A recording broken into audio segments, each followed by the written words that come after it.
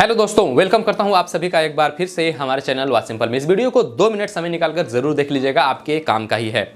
तो पहले तो बता दें आपको कि यदि आप सरकारी योजनाओं से वंचित हैं तो इस चैनल को सब्सक्राइब कर लीजिए। सरकार की तरफ से जो भी योजनाएं चलाई जाती हैं या फिर जो करंट में चल रही हैं उसके बारे में हम आपको सटीक जानकारी देते हैं।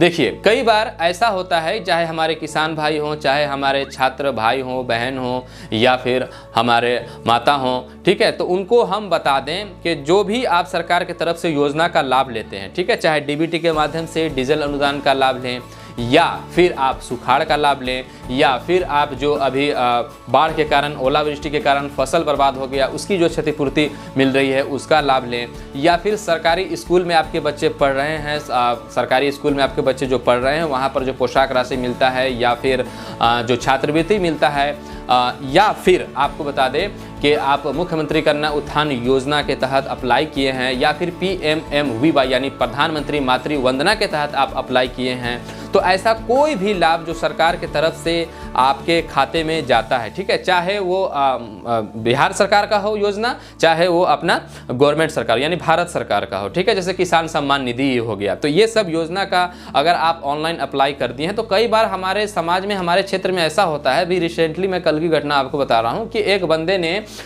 PMMVY, ठीक है, जो कि प्रधानमंत्री मातृ वंदना योजना का अप्लाई किया। अप्लाई करने के बाद पैसा जो है खाते में ट्रांसफ़र कर दिया गया। अब जब वो अपना खाता को चेक कराया तो उसके खाते में पैसे नहीं आए थे, क्योंकि उसने दिया था Punjab national bank of India का अकाउंट नंबर, वहाँ पर फॉर्म फिल करते समय पंजाब नेशनल बैंक का अकाउंट दिया था। लेकिन जब कार्यालय में मैं गया, वहाँ पर पता किया कि भाई इनके खाते में पैसा क्यों नहीं आया, तो मालूम चला कि इनका खाते में पंजाब नेशनल में पैसा ना आकर के आपका जो है किसी और बैंक में जाकर पैसा गया है, ठीक है, कोई दूसरा बैंक था। आपको बता दें, मुझे अभी याद नहीं पड़ रहा कौन सा बैंक था वो, तो नीचे स्क्रीन पर मैं आपको लिख दूंगा, ठीक है, एडिट करते समय। तो इस बैंक में पैसा उनका चला गया था, ठीक है। तो अब चूंकि अब जो खाता धारक हैं उनसे जब पूछा गया कि भाई आपने खाता इस बैंक में खुलवाया है, तो उन्होंने बोला कि नहीं, मेरा तो कोई खाता है ही नहीं, पंजाब नेशनल बैंक के सिवा कोई और खाता नहीं है। हाँ, वनांचल ग्रामीण बैंक, याद पड़ गया, वनांचल ग्रामीण बैंक में उनका पैसा गया था, 4 डिजिट का दिखा रहा था लास्ट में। तो मैंने उनसे पूछा कि आपका ये खाते में पैसा गया, तो उन्होंने बताया कि नहीं, मेरा कोई भी और खाता ऐसा नहीं है। मैं भी शौक रहा कि भाई आखिर खाता है ही नहीं तो फिर पैसा उसमें गया कैसे। फिर जाकर के मैंने बोला कि नहीं, आप याद करो, आपका और भी कहीं खाता होगा, कभी तो खुलवाया होगा, या आपने कई बार ऐसा होता है हमारे समाज में, जो नई बहुएं आती हैं तो वो अपने परिवार से छुप करके एक खाता खुलवा लेती हैं ताकि वो भविष्य के लिए कुछ सेविंग कर सकें। ये पर्सनली मैटर है, ठीक है, तो ऐसा होता है हमारे समाज में, ऐसा नहीं है कि मैं आपको ही कह रहा हूँ, ये जनरली ऐसा देखा गया है। या कुछ ऐसे भी परिवार के लोग हैं, जैसे एक साथ रह रहे हैं तो कुछ परिवार के लोग होते हैं, वो अपना एक अलग खाता खुलवा करके कुछ अपने भविष्य के लिए जमा करते हैं, जिसकी जानकारी वो अपने सगे भाई बहन को भी नहीं देते हैं। तो ऐसा जनरली होता है। तो मालूम चला कि जो वनांचल ग्रामीण बैंक में उनका पैसा चला गया था। तो ऐसा नहीं है कि आप जो भी खाता दे रहे हैं ऑनलाइन करते समय उसमें ही आपका पैसा जाए। यहाँ पर होता क्या है, आपका आधार नंबर डाल दिया जाता है, और आधार नंबर डालने के बाद जो भी बैंक आपको रेंडमली वहाँ पर दिखता है, यानी जो आधार सीडिंग के जो बैंक है, ठीक है, यदि आप बैंक में जैसे खाता खुलवाते हैं तो खाता खुलवाने के साथ वहाँ पर NPCI से लिंक कर दिया जाता है, ठीक है। अगर एक बैंक है तो ठीक है, नहीं तो फिर कई बार ऐसा होता है कि आप एयरटेल ऑफिस में भी जा रहे हो, वहाँ पर भी आपका खाता खोल दिया जाता है और आपसे बिना पूछे बिना बताए वहाँ पर NPCI से लिंक कर दिया जाता है, ठीक है। तो पैसा जो है उसी खाते में चल जाता है।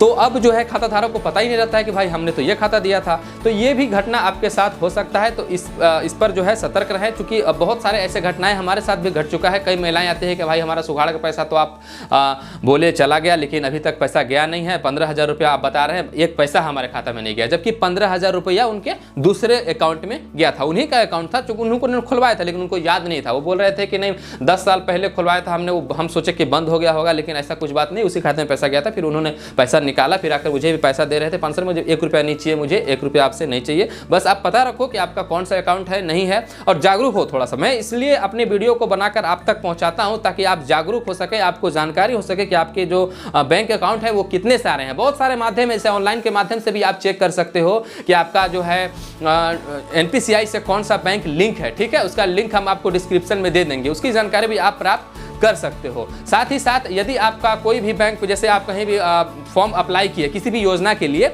और वहाँ पर आपको बताया गया कि लास्ट जो डिजिट है वो इतना है, 4 अंक आपको बता दिया जाएगा कि इस बैंक में आपका पैसा गया है और साथ में बैंक आपको बता दिया जाएगा, तो सिंपली आप जाएं किसी भी AEPS से, AEPS जो ट्रांजैक्शन होता है, आधार इनेबल पेमेंट सिस्टम, उससे आप ट्रांजैक्शन करें, जो मार्कों के माध्यम से फिंगरप्रिंट लगा करके जो पैसा निकालते हैं ना, अगर प्राइवेट से आप निकालते हैं तो 10 रुपया लेता है 1000 रुपया में, लेकिन पैसा लेने का कोई इसमें ये नहीं है, लेकिन फिर भी उन लोग कमीशन लेते हैं, ठीक है। तो आप जाकर चेक करवा लो एक बार बैलेंस, आपको पता चल जाएगा कि आपके नाम से खाता था, तो वहाँ पर भी आपको, वहाँ से भी आप पैसा निकाल सकते हो। तो ऐसी सिचुएशन, ऐसी घटनाएं घटती हैं, तो कई बार जो लाभान्वित होते हैं उनको पता भी नहीं होता कि हमारे खाते में पैसे आ चुका है, तो इस बात का ख्याल रखें। बस आई होप आपको ये वीडियो पसंद आया होगा। वीडियो पसंद आया तो वीडियो को लाइक करिए, हमारे चैनल को सब्सक्राइब कर बेल आइकन प्रेस कर दीजिए, और हाँ, अभी तक आपने हमें इंस्टाग्राम पे फॉलो नहीं किया तो फॉलो कर लो यार, वहां पर आप हमसे बातें कर सकते हो। मिलते हैं किसी नेक्स्ट वीडियो को फ्रेश टॉपिक के साथ, तब तक के लिए विदा दीजिए। Good bye and take care.